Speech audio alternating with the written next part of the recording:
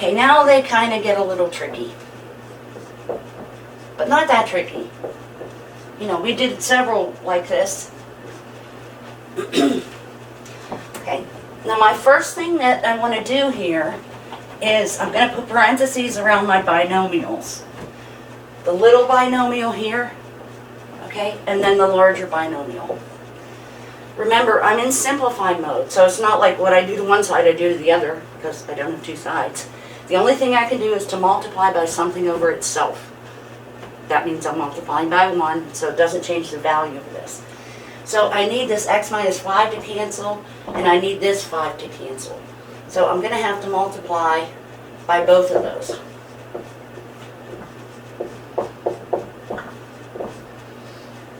Okay, it doesn't matter which you write first. I usually put the constant out front. Okay, so this fraction times this stuff, x minus 5's cancel. So we'll have the limit as x goes to 0. Okay, this guy times this, x minus 5's cancel, that gives me just a 5 is left.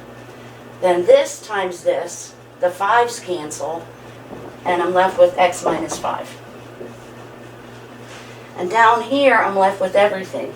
And if you remember from the other video, don't go ahead and multiply that through just yet, because you might not need to. Hopefully you won't. Things are going to cancel. Okay, so I can simplify in the numerator. The 5's are going to cancel, so I'm going to have x over 5x, x minus 5. Okay, so x goes into here once, it goes into here once. So that gives me the limit as x goes to 0 of 1 over 5 times x minus 5.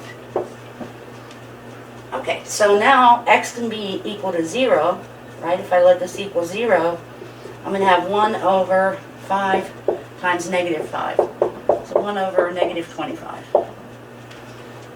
Okay. So curious how many of you got that one right on your own. Because that's some of these are a little tricky on the algebra side.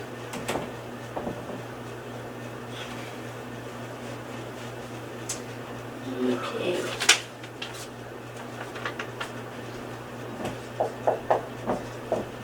Okay, so number 6 is the limit as x goes to 2 of x over 1 over x minus 2 plus 1/2. Okay, so obviously I can't let x equal 2 because division by 0. Parentheses on my little binomial, parentheses on my big binomial. Take a look at my little secondary denominators. Those are what I want to eliminate. So that's what I have to multiply by top and bottom. So I'm going to write it like this because I think it looks better. You don't have to. Doesn't matter. Okay, so x times this stuff. A little limit here. Okay, it's just going to be 2x times x minus 2. Then down here, when I take this fraction times this stuff, your x minus 2's cancel and you're just left with 2.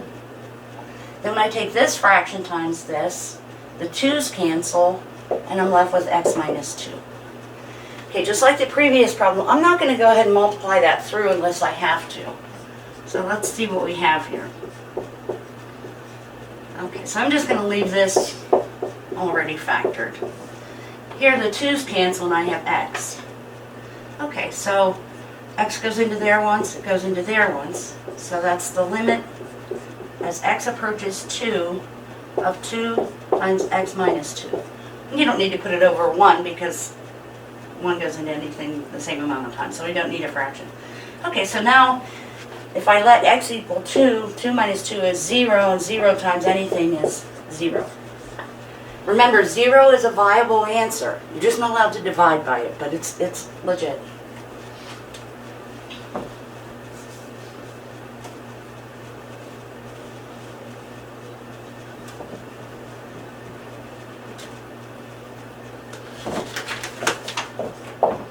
Okay, last but not least, right?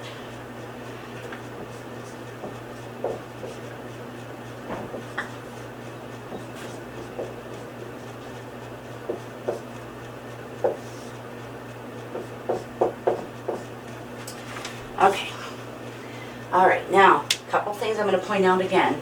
Notice that, make sure you put a little doohickey so this -4 doesn't have mission creep and start going inside of your radical, or the 12 goes outside, okay? So you make sure what's in the radical is there. This is a binomial, this is a binomial, parentheses. Okay, now the objective is to get rid of this. I want to end up with an x minus 4 in the top, so it'll cancel with that, because right now I can't let x equal 4. So what I'm going to do is multiply by the conjugate of this binomial. Okay, this is one term, this is one term. Okay, so it is just a binomial. So the conjugate, this term's going to still be x plus 12 in there, but then this is going to be a plus 4. Okay, x plus 12 plus 4. Okay, so in the top, whenever you FOIL this, let me write my limit thing. Okay, this guy times this guy. Square root of x plus 12 times the square root of x plus 12 is the square root of x plus 12 squared, is just simply x plus 12. Okay, then I'm going to have positive 4 square root of x plus 12. Then this will give me negative 4 square root of x plus 12. They're going to cancel.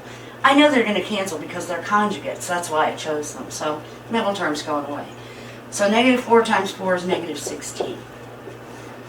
Okay, now down here, I'm not going to multiply this through because hopefully I don't have to.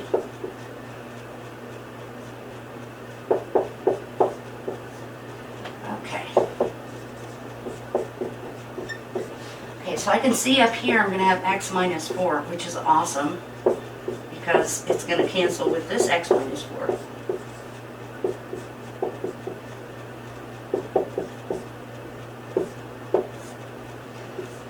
Okay, that goes into there once. Okay, so that gives me the limit as x goes to 4 of 1 over square root of x plus 12 plus 4. Okay, so now if I let x equal 4, I'm going to have 1 over 4 plus 12 is 16 plus 4. And the square root of 16 is 4. So it's 1 over 4 plus 4 gives you 1 over 8. So if you were to stick in a bunch of values and graph this function and stuff, and then you would see that as x gets nearer and nearer to 4, the whole function gets nearer and nearer to 1/8. Good times, man. Okay, I'm going to move on to the next lesson then.